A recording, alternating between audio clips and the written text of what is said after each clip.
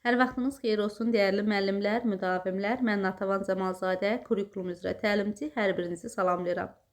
Bugün növbəti metodika sualının izahını verəcəm və izaha başlamamışdan əvvəl sizə onu qeyd edim ki, bizim mart ayında tam sıfırdan kurikulum qrupumuz açılır. Aprel ayının 10-dan isə sınaq qrupumuz açılır. Sınaq qrupumuzun ödənişi bir dəfədir. Yalnız bir dəfə ödəniş ödəməklə İmtahan gününə qədər bizim sınaq suallarımızı işləyə bilərsiniz. Hansı sınaq sualları ki, bunlar tam yenilənmiş metodika çərçivə sənədinə uyğun olaraq MİQ və sertifikasiya tipli suallardır. İmtahanda istifadə olunmuş sual tiplərinə uyğun suallar hazırlayıb müəllimlərimizi işlədirik. Yalnız bir dəfə ödəniş etməklə sınaq qrupumuza qoşula bilərsiniz. Kimlər ki, canlı dərs istəyir, müəllimlə kontaktda olmaq istəyir, müəllimlə birgə hər hansı bir situasiyanı müzakirə etmək istəyirsə, onda bizim mart qrupumuz sizin üçündür. Mart ayının 11-dən tam sıfırda yeni metodika qrupumuz açılır ki, bu qrup isə canlı şəkildə dərslərimiz həyata keçirilir. Kimlər qoşulmaq istəyirsə, ekranda gördüyünüz 050 837 03 05 nömrəsinə yazaraq dərslərimiz haqqında geniş məlumat əldə edə bilərsiniz. İndi isə başlayaq sualın izahına.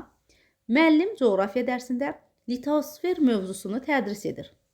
Mövzu daxilində yerin planetar quruluşu, nüvə və mantiyadan, nüvənin ən alt qat olduğunu və ağır metallardan təşkil olunduğunu, nüvənin üzərində mantiyanın yerləşdiyini və nisbətən yüngül metallardan ibarət olduğu haqqında məlumatlarla şagirdlər tanış olur. Daha sonra müəllim şagirdlərə hansı qatda temperatur daha yüksək olar? Bu barədə təklif hazırlamaqlarını tapşırır. Müəllim dərsin əvvəlində şagirdlərə aşağıdakı qiymətləndirmə meyarını təqdim etmişdir. Təhlil etmə və əsaslandırma. Müəllimin məqsədi haqqında aşağıda verilənlərdən doğru olanı müəyyənləşdirir. Müəllim şagirdlərdə metakognitiv bacarığı formalaşdırmaq üçün bu cür qiymətləndirmə meyarı təqdim edir. Müəllimlər, metakognitiv bacarıq nədir? İnsanın özü haqqında olan bacarıqdır. İnsanın özünü monitorinq etməsi, özünü qiymətləndirməsi, özünü tənzimləməsi, bunlar metakognitiv bacarıqdır. Bizim situasiyada insanın öz fəaliyyəti ilə bağlı nəsə var özü haqqında? Təbii ki, yoxdur. Ona görə bir yanlışdır, bir getdi.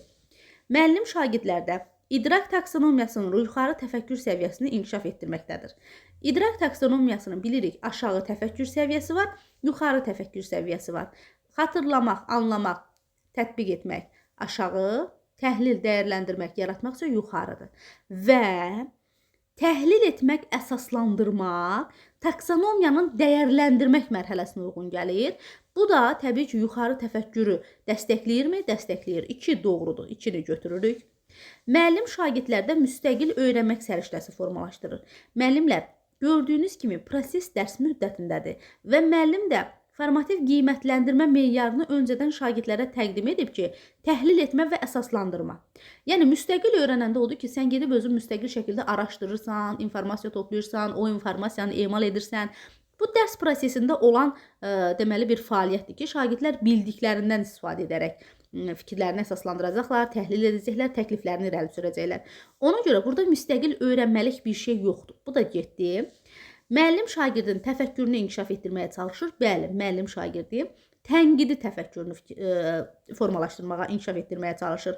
Tənqidi təfəkkür, obyektiv olmaq, qərəzsiz olmaq, öz fikrini söyləmək, öz fikrini əsaslandırmaq. Bu tənqidi təfəkkürün əsas faktorlarındandır və fikri əsaslandırmaq da burada var. Təhlil etmək, əsaslandırmaq. Təbii ki, müəllim tənqidi təfəkkür də formalaşdırmağa çalışır. 2 və 4 sualın doğru cavabıdır və cavab B bəndi.